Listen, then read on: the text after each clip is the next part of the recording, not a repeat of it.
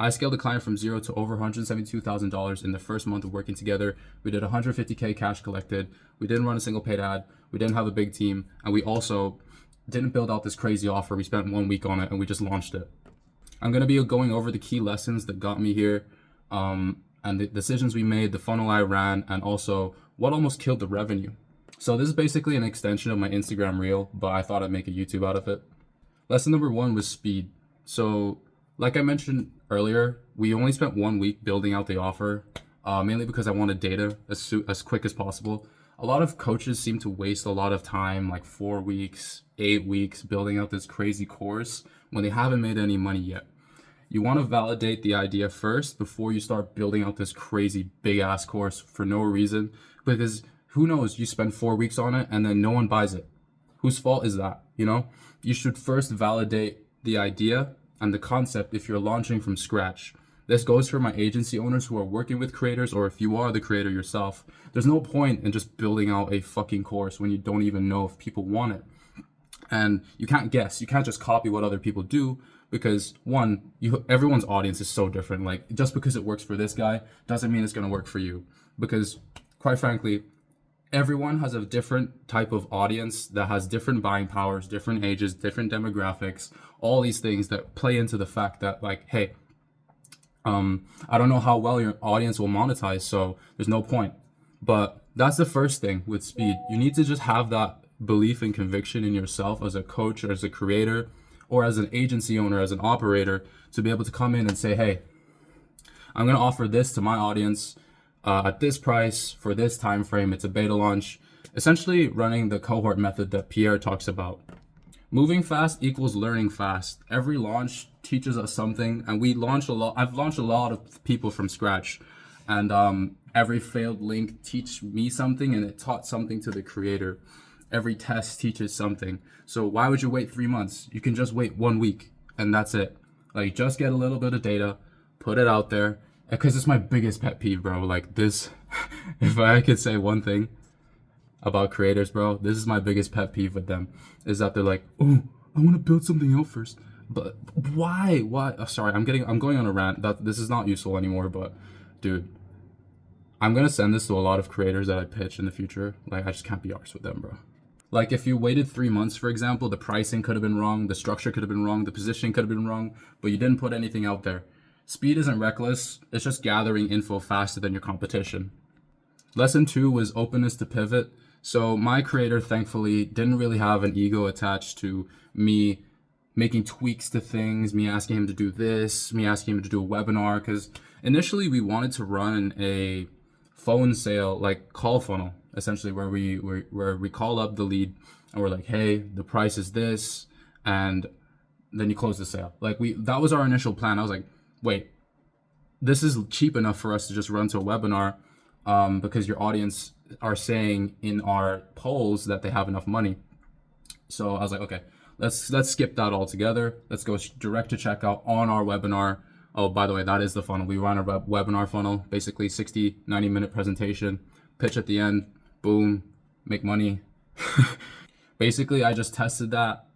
It worked, so we just kept doubling down. But openness to pivot was a huge thing for us, because there were so many tweaks that I made. I can't even name them off the top of my head. It was things like changing the registration page, changing the headline, changing what it's called, changing the name of the offer, all this stuff. Like, we didn't defend it with our hearts, which allowed us to scale and increase our conversion rate here and there.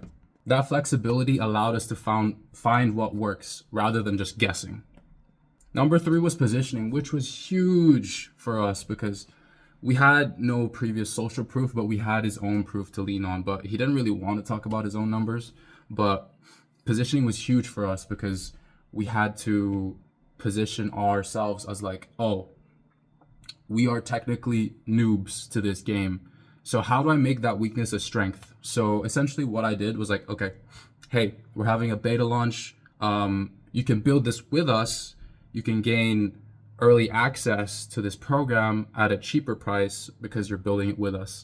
And that allowed us to push a lot of people over the edge, because we had a lot of disadvantages, but we also leaned into them as if they were our advantages.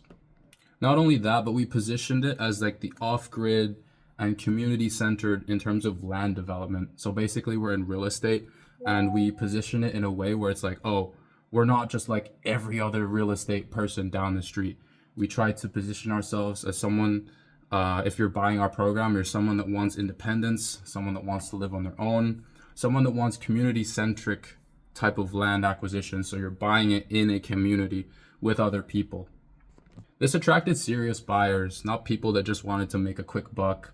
There are people who wanted to see themselves in this lifestyle, which was why our conversion rate was high, because I was like, okay, judging by the data of what people are saying on our Typeform applications, on our polls, this is the type of people we're selling to. So I decided to shift the offer a little bit from this hyper, oh, make money online, make 10K as quick as possible type of thing, to these people, to something more sustainable. And this allowed us to sell to a very, very specific type of person, hence why we converted so well without any proof.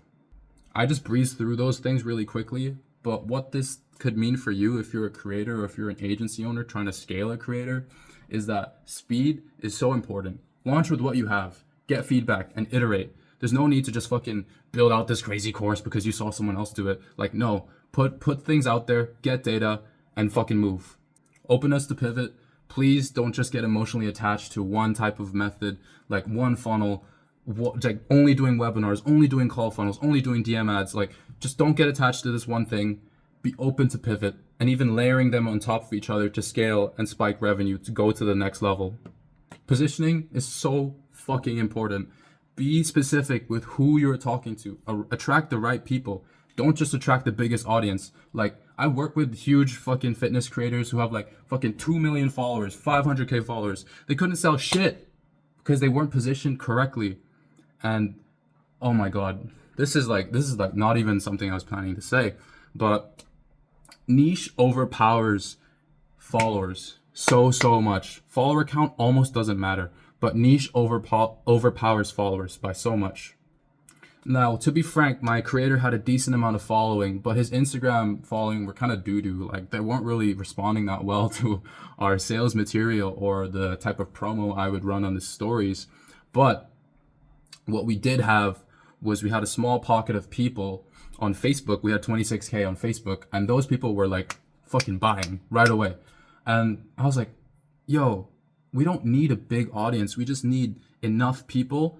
We need to put this offer in front of the right people and enough of them to be able to convert them, because an offer that doesn't fit someone will just fall on deaf ears. Like, what are you doing? Anyways, I'm kind of going on a rant, but like I said at the beginning, I wanted to go over the funnel. So basically, we ran a webinar that was direct to checkout. So at the end of the webinar, rather than booking people into a calendar or a sales call, we just sold to them directly. I just put the checkout link in the chat. People just bought from there, and that's how we got our sales. One thing I did deploy though was an early bird discount. So I was like, I want to be able to make 50K in the first week. And so I was like, okay, what's the math on that? So I initially thought the price should be 3K, but I was like, let's do an early bird discount. Let's sell it at 2,500 at 20 spots only, because the math works out to 50K. And actually we sold out on that very webinar. We made 52K. I think it's 52.5, but the payment processor just counts it as 52 when you see it. But that's actually what pushed us and spiked us over 50K for that first webinar that we generated in 2 hours. I actually made an Instagram story about that, but that's really old now. The goal with the webinar was not just to pitch them, it was to filter them. So we wanted to give them like actual valuable content, and then we pitched the checkout, because people with money recognize value and they buy. People without money waste your time and asking questions about useless things. So that's basically the conversion mechanism that I used. What almost killed it was the fact that a bunch of checkout page links just didn't work. I don't know why. We had a bunch of failed payments. We had over $50,000 in failed payments, mainly because a lot of people were transacting with a bank that didn't trust online things that were things like over $2,000, $3,000. So a lot of people failed to buy. So I was like basically watching money walk out the door, and that was like really pissing me off. So I quickly went and changed the checkout links, and thankfully we recovered some of the revenue. But the issue was that we had some people on a Klarna plan, and that declined for some reason. I think Klarna doesn't like Stripe. Klarna's a hater, to be honest, but that's what almost killed like our revenue targets. Was like we had about 50 to 70K in failed payments at once, and I was just like that felt like cancer, bro. I'm not gonna lie. But even though, despite me being pissed, I tried to stay calm and fix the problem as soon as possible. And yeah, going back to the whole thing about leverage. So we scaled without proof. Going into a little bit more depth about framing the lack of proof of leverage as leverage was that people will gain this status with us if they were to just join us early. People bought into the exclusivity rather than the proof, and this really helped us scale. Anyways, if you're a coach or a consultant looking to scale, DM me on Instagram. Do not DM me if you do not follow me. I have over 16 DMs in my requests because people don't follow me. But I appreciate you watching this sit down yap. I don't really know what this is. It's kind of just me yapping, but appreciate you guys.